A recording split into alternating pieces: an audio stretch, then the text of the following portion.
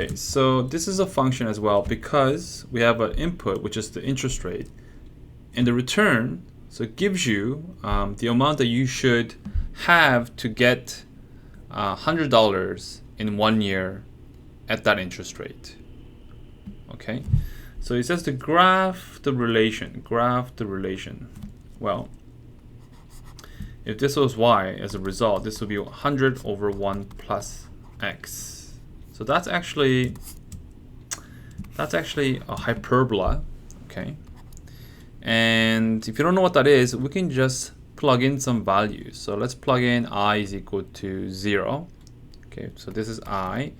If I is 0, right, then the amount is $100, right? When I is equal to, so this is interest rate. So let's go up by 0.1. 0.1, we have to do 100 divided by 1.1. Okay, and we get 90.9. Okay. And in fact, if you plug in 1 in here, you actually get 50. So if this was 1, okay, we actually get exactly half. So the graph, if you keep plotting it, it looks like this. It keeps on going down in this way. Okay, so that's the graph, for this function, sorry. Now, how much, part B, how much money needs to be invested at 5% to give $100 after 1 year? Well, 5%, so this 5%, you can't put the percentage in here, you gotta put the numerical value, the 0.05, which is equivalent to 5%. So you get 1 plus 0.05, so it's 100 divided by 1.05. Okay, and we get 95.24. So you need $95.24 if the interest rate is 5% to get $100, for this to turn into $100 in 1 year. So for C, what rate of interest required if $90 is invested?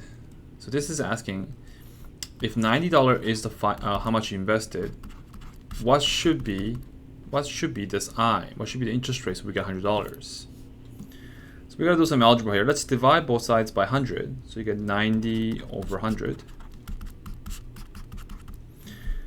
Okay, so this gives you 0.9 or 9 over 10. Let's get the reciprocal of both sides. So we have I on the numerator. And we just have to subtract both sides by 1. So that's 9 over 9, so you get 1 over 9.